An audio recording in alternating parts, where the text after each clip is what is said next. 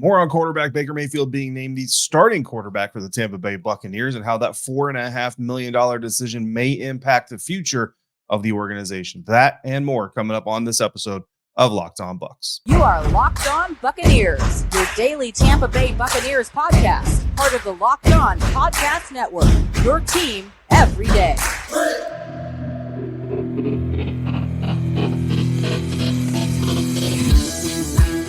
What's up, Bucs Nation? Welcome to today's episode of Locked On Bucs, your daily podcast covering the Tampa Bay Buccaneers, part of the Locked On Podcast Network, your team every day. And thanks so much for making Locked On Bucs your first listen of the day every day. Don't forget that you can subscribe for free on YouTube or wherever you get your podcast. And if you hit the like button on this episode, it'll help other Bucs fans find us just like you did. I'm your host for this episode, David Harrison, on Twitter at DHarrison82, credential member of the media, covering your Tampa Bay Buccaneers for BucsGameDay.com, a part of Sports Illustrated's Fan Nation. And we, as a show, are here with you every Monday through Friday, talking Tampa Bay Buccaneers, dropping a lot of live episodes following games. So make sure you've got that subscription button clicked. Make sure you've got the notifications on so you always know when a new episode drops. Every dayers, you know when we come through, and you know that we appreciate you when you come through for your continued support of the program. Download the Game Time app, create an account, and use code LOCKEDONNFL for $20 off your first purchase on future tickets, last-minute tickets, doesn't matter. Lowest price guaranteed at Game Time on the Game Time app. So today on the episode, we're going to talk about some underrated Tampa Bay Buccaneers, including two that were named by a member of 33rd team recently, and then I'm going to add a couple more names to that list. But we're going to start off the episode today, continuing the conversation and reactions on Baker Mayfield, finally, officially, whatever you want to think about it, being named the starting quarterback of the Tampa Bay Buccaneers. A little bit of a different wrinkle to this conversation. So we're not just having the same conversation over and over again. You've already heard James Yarcho's and Evan Klosky's reactions every day to the news that Baker Mayfield is going to be or is the starting quarterback of the Tampa Bay Buccaneers. And I'm going to share my view and opinion on this whole thing here in just a little bit. But first, I wanted to dive into Baker Mayfield's reaction himself and some more of kind of what this means. So we already know, we've talked about this previously, the Baker Mayfield kind of wanted this competition to come to an end, right? Going back to before training camp, during mini camp, and all those that time period, it was said by Dave Canales and Todd Bowles, like this competition could run to the end of training camp, to the end of the preseason. Certainly ran to or near the end of training camp, right? But not necessarily, obviously, the end of preseason, with one more preseason game still left to come. And then coming out, in the weeks previous, Ira Kaufman reporting that he had an inside source that was telling him the decision was already made. But then, the coaches and everything saying, that decision hasn't already been made, and contradicting reports. And that's nothing new in the world of sports media. And then Baker Mayfield, reportedly wanting this competition to be dealt with and be over with so that the first team quarterback could get as many reps as possible, which I tend to agree with that philosophy. Well, after the decision was made, after the announcement was made, of course, Baker Mayfield had a press conference with attending media. And after acknowledging that there was a sense of relief to the decision being made and the announcement being made official, Baker Mayfield also said, quote, "The ultimate goal is always to be playing." So it's one of those things where you look at the big picture. It's one of those things where you have to check the box. Now is the time to really ramp it up and go from here and start winning ball games that count. End quote. And that start winning ball games that count is really going to be impactful for Baker Mayfield and for the Tampa Bay Buccaneers, right? Following the retirement of quarterback Tom Brady, everybody, national media, most local media, fans, right? We all, in some way, shape, or form, maybe not you specifically, me specifically, but just as generalized groups in some way, shape, or form, everybody pretty much put the Buccaneers in rebuilding mode. It was tear down the structure, figure out who's going to be around for the long haul in the future, and go from there. And that's why you heard, there was thoughts that Levante David was going to leave or maybe retire. There were thoughts that Mike Evans could possibly be traded, because when you talk rebuild, you're not typically talking 1 or 2 years. You're typically talking 3 to 5 years. And given the history of the Tampa Bay Buccaneers, most people pretty much expected the Bucs to fall down to the bottom of the NFC and the NFL and then just never return. Of course, we also know that the Glazer family now has a renewed taste of winning, right? Obviously, the Glazers, not strangers to Super Bowl success. They've had one from the early 2000s, and now they've got one from the 2020s. But now they have that renewed taste of success in their mouth. They want to keep that there. And if they're going to keep that there, they need this team to work towards making that happen. That means general manager Jason Light needs to go out there, make moves, draft the right players, bring in the right coaches to make this thing work. And then that means if you're Coach Todd Bowles, you got to make this thing work as much as possible, and telling the ownership, well, we're strapped for cash for the next 3 years because of that last Super Bowl. Really not going to cut it if this ownership group is saying we expect to remain competitive, which the sense around Tampa is that's exactly what the Glazers want to have happen. So that's why you have this pursuit of a quarterback that they think might be able to come in and compete with Kyle Trask, take this team to another level. And now that Mayfield is the starting quarterback, he can shift his focus to getting ready for the regular season, starting here in just a couple of weeks, just a little bit more than just right around 3 weeks from now. And that means his game stats will count. Not only are the game wins going to count, but his game stats are going to count, and how much he participates are going to count. That gives him an opportunity to earn an additional $4.5 million this season. And of course, that impacts the Buccaneers down the road cap situation. They've got to account for that money. These likely to earn bonuses have to be accounted in the salary cap before they're paid out. So that obviously impacts the Buccaneers cap space, which impacts their ability to bring in more players. Now, Mayfield will earn an additional $500,000 this year if he plays 66% of the offensive snaps. That raises up to $1 million if the team also makes the playoffs. In the same vein, Mayfield earns $750,000 if he plays 75% of the snaps, $1.5 million if he plays 75% and they make the playoffs. $1 million. He earns an extra $1 million if he plays 85% of the snaps, and then that bumps up to $2 million again if the Buccaneers make the playoffs. And he gets an extra $300,000 if he finishes top 10 in the NFL or top 5 in the NFC in passer rating, touchdown passes, total yards passing, completion percentage, or yards per pass, and those can stack. So that's $300,000 each, up to $1.5 million. If he plays 75% of the regular season snaps and 75% of the snaps in a playoff game, he earns another $250,000 per playoff game, up to $1 million. So that's a lot of potential money going into Baker Mayfield's bank account. And real quick, big thanks to BucsGameDay.com's Ben Meyerson for collecting and arranging all of those numbers for us over there. My thoughts on Mayfield being the starter are this. That's what we expected. You know what I mean? And we do give a tip of the cap, and we have been giving as much credit as we could to Kyle Trask for making this competition more of a competition than we expected. But now that we're at the tail end of this, honestly, Kyle Trask had a great practice run compared to Baker Mayfield's. Logan Robinson of BucsGameDay.com came on here many, many times and talked about the differences in practice performance and protecting the football, and how Baker Mayfield was putting the ball at risk a lot more than Kyle Trask was. But Baker's deep ball was better, so it was kind of a neck and neck race. But if it's neck and neck, that's more than a lot of people expect Kyle Trask to be able to do against Baker Mayfield in this competition. Then you go to the preseason game. Kyle struggles. Baker Mayfield looks better, cleared away, looks like the better quarterback. So we really all kind of came into that second game thinking, okay, this is going to be kind of the rubber match. Like if the game is obviously more important than practice, right? And that's what we came away from the first preseason game against Pittsburgh Steelers talking about, is that Baker Mayfield's performance in the game is more encouraging than his struggles in practice are discouraging, and then vice versa for Kyle Trask.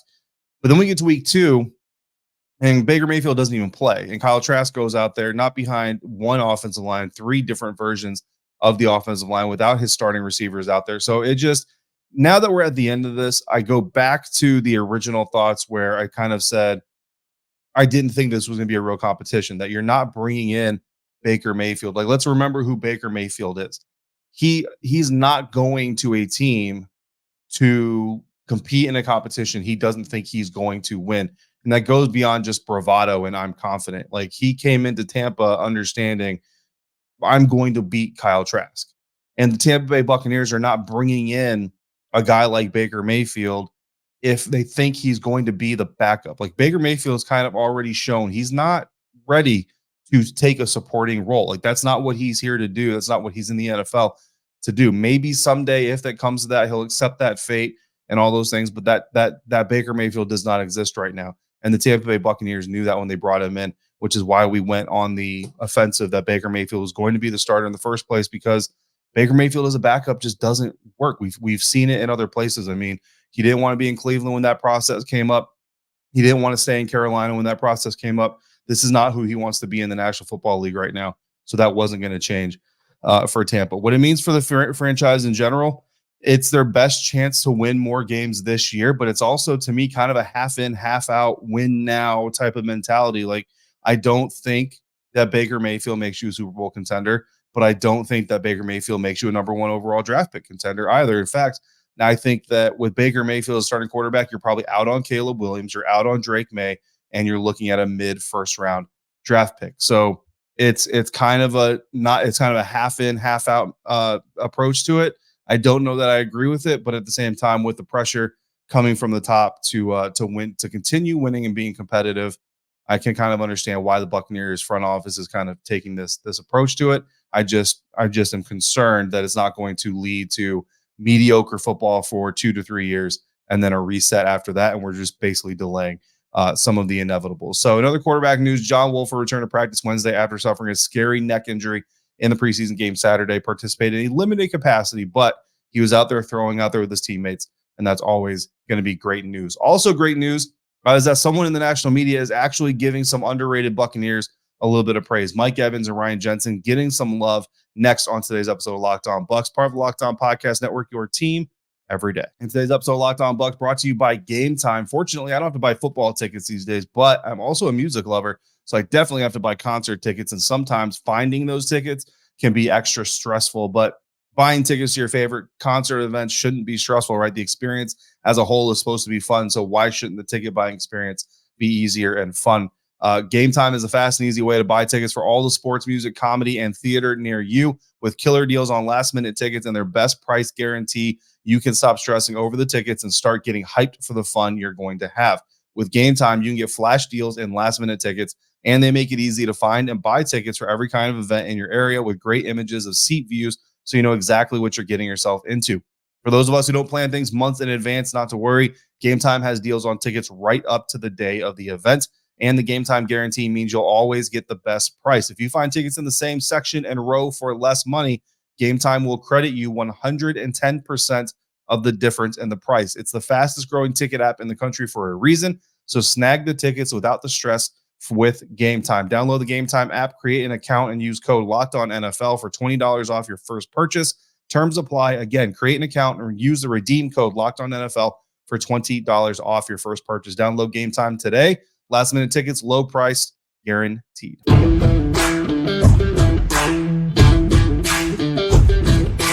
Continuing on with today's episode of Locked On Bucs. Thank you again for making Locked On Bucs first listener review of the day, every day, and every dayers. Again, greatly appreciate you coming through for the program as you usually do. Come back tomorrow. James and I will be here to talk more Buccaneers football, look ahead to the final preseason game of the season before we start turning the page towards the regular season, which means roster projections are coming up. If you've got some roster projections that you want to drop and contribute to the discussion, by all means, do that in the comment section, and we will take them under advisement. Ross Tucker of 33rd Team recently released his list of 10 underrated players, and I'm going to add a few Buccaneers names to that. Well, a couple Buccaneers names to his list myself, but that's not because he didn't name Buccaneers himself. In fact, he actually named 2 Tampa Bay Buccaneers. So I think that we need to give Ross Tucker a little bit of a round of applause for getting outside the national media box and getting out of the rut that everybody has these Tampa Bay Buccaneers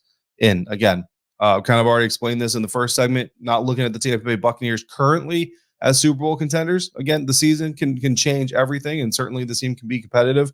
But for those who think that the Buccaneers are just going to lay down, die, roll over, and never be heard of again, I think that they are sorely mistaken, because this Buccaneers roster certainly has some talent on there, including center Ryan Jensen, once he's able to come back fully, and receiver Mike Evans, both of whom made the underrated list for Ross Tucker, again, over at 33rdteam.com if you want to check that out. Tucker says of Jensen, quote, Ryan Jensen is probably my favorite player in the NFL, and he has been for a while. He plays with an edge and a physicality unlike any other player I've seen. Those skills permeate throughout his team. Jensen has only been to 1 Pro Bowl, even though the Tampa Bay Buccaneers gave him his second big money contract last March. He started 81 straight games before suffering an unfortunate injury during training camp last season and rehab to miraculously get back for the team's playoff game against the Dallas Cowboys. there's some concern regarding Jensen's status moving forward because he hasn't practiced in training camp thus far, which is not a good sign for the Buccaneers. The guy is a warrior, and they don't make many like him anymore, end quote. And yeah, we've kind of talked about every day. We've talked about Ryan Jensen's injury, the recovery, the fact that he returned for the playoff game against Dallas Cowboys, but does not look like he's probably going to be ready for week 1 of this season. And I've certainly shared my thoughts on what that means for the long-term health of Ryan Jensen and what it kind of also means about the management of injured players within the Tampa Bay Buccaneers organization. So I'm not going to rehash those here, but if you missed those thoughts, you can certainly go back to previous episodes and find them and let me know what you think of those thoughts. And if you agree with me or disagree with me, that's fine too. We're all human beings. We have our own thought processes. But let's talk about Ryan Jensen being underrated and Ross Tucker's assertion. And to be clear, Ross Tucker doesn't rank the underrated guys. He just lists 10 underrated guys. So there's no like most underrated or least underrated. It's just 10 underrated guys, right? To Tucker's point with some of this stuff, in 2018, only 4 centers played 700 or more snaps. So let's put it this way. 2018, 19, 20, 21, Ryan Jensen played over 700 snaps. And that alone was fairly rare. So in 2018, only 4 centers did it, including Jensen.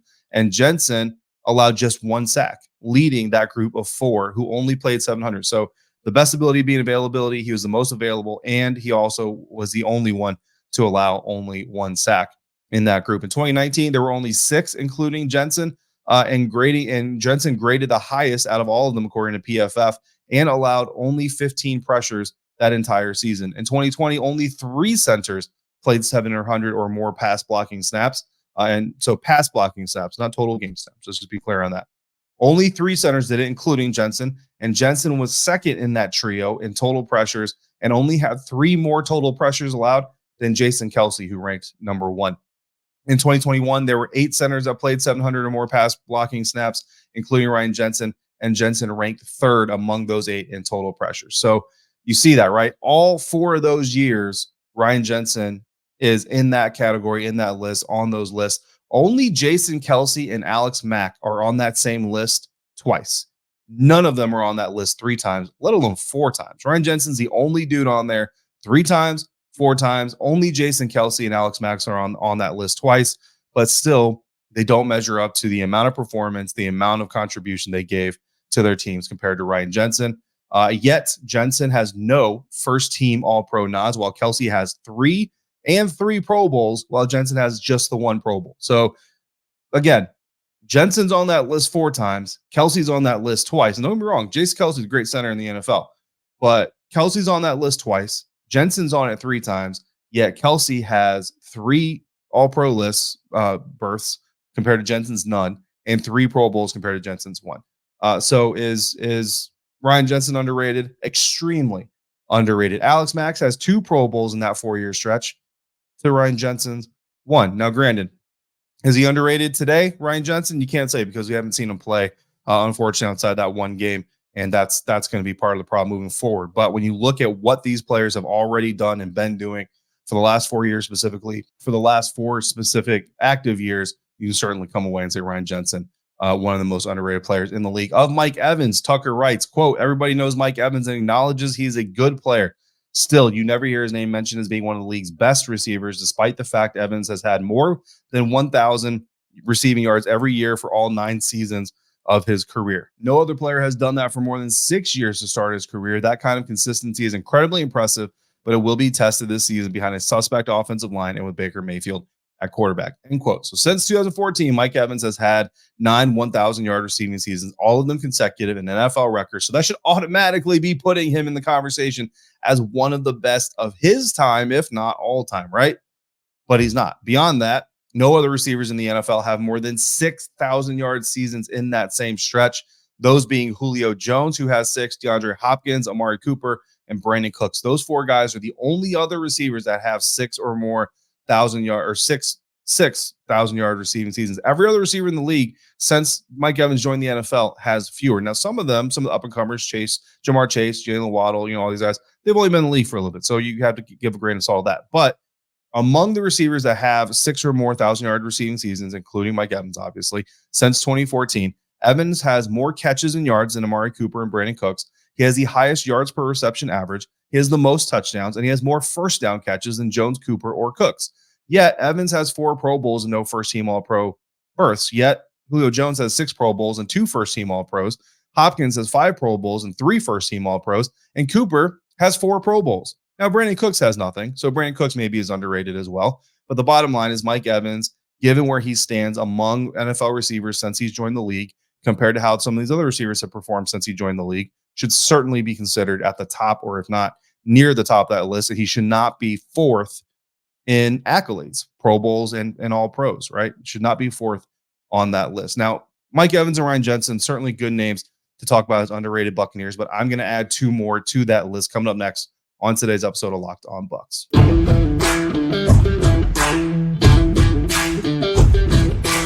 Big shout out to Ross Tucker, 33rd team, for putting 2 Tampa Bay Buccaneers on his list of underrated NFL players. Support those thoughts, and I kind of flesh them out with a little bit more detail for you. And boo to Ross Tucker for putting Cameron Jordan on that list, but it's just a joke. But I do want to add 2 more Buccaneers on the list of underrated players in the National Football League. I'm going to add 1 on each side of the ball, and I'm going to start on the defensive side with safety Antoine Winfield Jr. In his career so far, Antoine Winfield Jr. has started 42 games. He's got 4 interceptions, 15 passes defense, 5 fantasy footballs, 5 forced fumbles is what FF means, 4 fumble recoveries, 9 sacks, 262 tackles, 12 tackles for loss, and 13 quarterback hits. And remember, this is a guy who's playing mostly in the box because of last year, especially when he moved down as a Buccaneers slot defender. So a lot of box stats for young Antoine Winfield Jr. in the last 10 years among safeties through 3 years in their career, right? So this is ranking safeties who have played the first 3 years of their season in the last 10 years of NFL play. Antoine Winfield Jr. ranks top 10 in games started, tackles for loss, sacks, quarterback hits, forced fumbles, and fumble recoveries. So how Antoine Winfield Jr. is not, and all these stats, by the way, are according to stathead.com. How Antoine Winfield Jr. is not being talked about as arguably the best up-and-coming safety in the National Football League, if not one of the best up-and-coming safeties in the National Football League, is beyond me.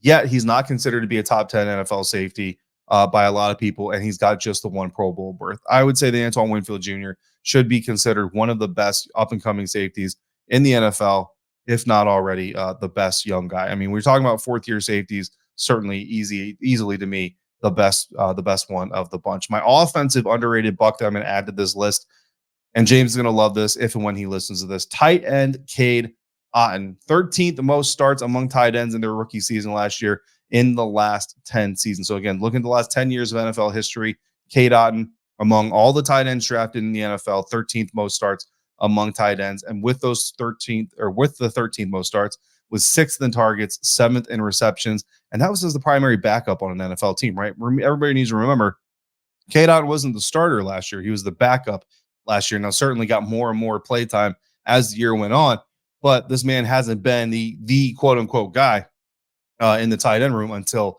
this season. Now that he's the starter, that could elevate his game, elevate his stats, elevate his career all the much more. But the fact that he was able to do what he did, and yes, and a lot of people are going to look and say, but he had Tom Brady.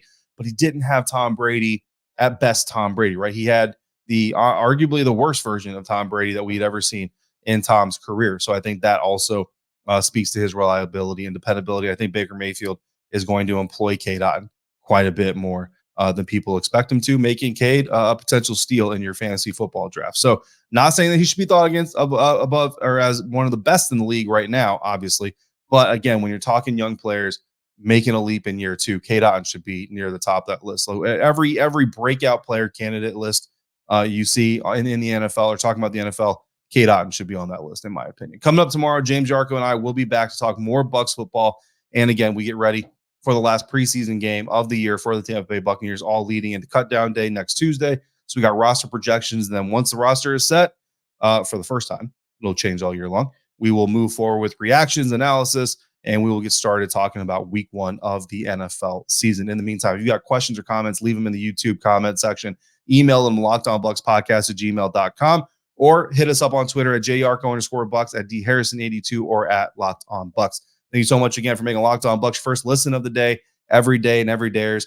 One more thank you. We appreciate you for coming through and supporting the program like you do. Until we speak again, please be safe, be kind, fire the cannons, we'll see you next time here for another episode of Locked On Bucs, part of the Locked On Podcast Network, your team every day.